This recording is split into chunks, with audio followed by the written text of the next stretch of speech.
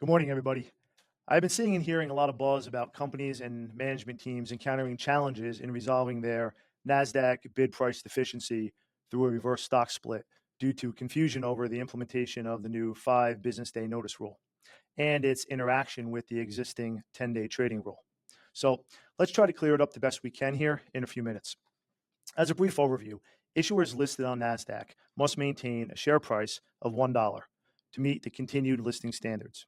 When the stock closes below $1 for over 30 consecutive trading days, NASDAQ will issue a deficiency notice. To underscore the significance of this issue, as of July 31st, 211 issuers on NASDAQ were grappling with some sort of bid price compliance deficiency. Now, let's discuss the process of resolving that deficiency. This assumes the company has already undergone a hearing panel review, received shareholder approval, and is approaching the end of their 180-day extension period. Under the recently implemented NASDAQ 5-day notice rule, issuers must submit to NASDAQ all the necessary documentation and, more importantly, correct and complete information related to the reverse stock split, including DTC approval and transfer agent sign-off by 12 p.m. Eastern Time, at least 5 business days prior to the day that you want the reverse split to take effect, not including that day of approval.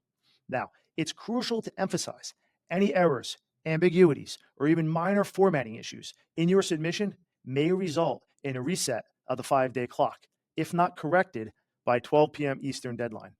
In reality, this means if NASDAQ asks you a question at 12:01 p.m., the clock resets. Once the 5-day clock has run and the reverse split is effected, the stock must then trade for 10 business days above $1 for NASDAQ to deem the company in compliance again. Now, it's worth noting that NASDAQ staff, at their discretion, could impose up to 20 trading days, but that's a topic for a totally different day. In total, this process requires a minimum of 15 business days, which typically translates to 19 to 21 calendar days, or sometimes more. Here is where the confusion and frustration occurs. At any time, NASDAQ may review a reverse split application to verify its completeness or request additional information. Well, this sounds simple enough. Here's where things get a little murky.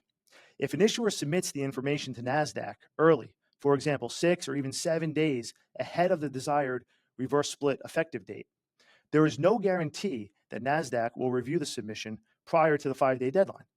Now, NASDAQ may still only review it on that 5th business day prior to the desired reverse split effective date, basically on the day of the deadline, which could result in the delay resetting the clock.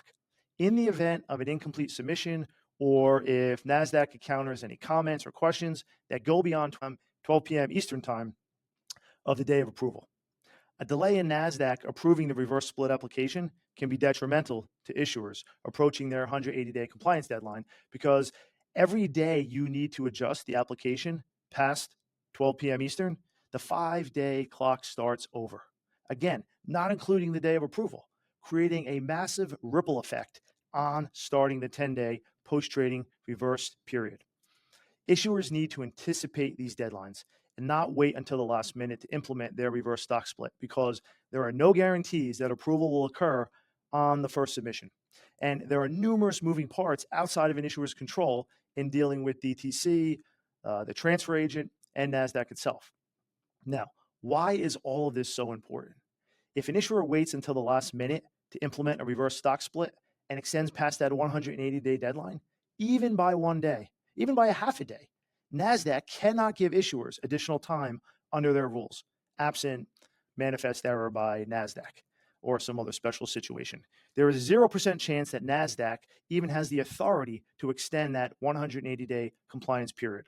So days and even hours are critical. So what should issuers do to not run afoul of this stuff? Here are 4 best practices to keep in mind that my team and I put together. 1, don't wait anywhere near the 180-day deadline to implement your reverse split. Start early and be proactive. 2, map out the calendar and triple check your days and dates, leaving enough room for problem solving and unforeseen delays. 3, stay on top of the transfer agent and DTC, because they are an extremely important part of the process. You may even have to pester them a bit. And 4, over communicate with the NASDAQ staff.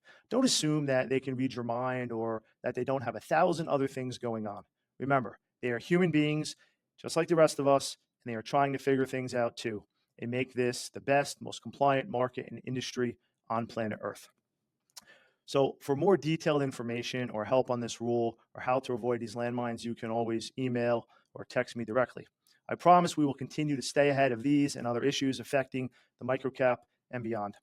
And finally, as always, I would love to hear your thoughts, comments, opinions, input, analysis, and feedback on the practical implementation of the new NASDAQ 5-day notice rule for reverse splits.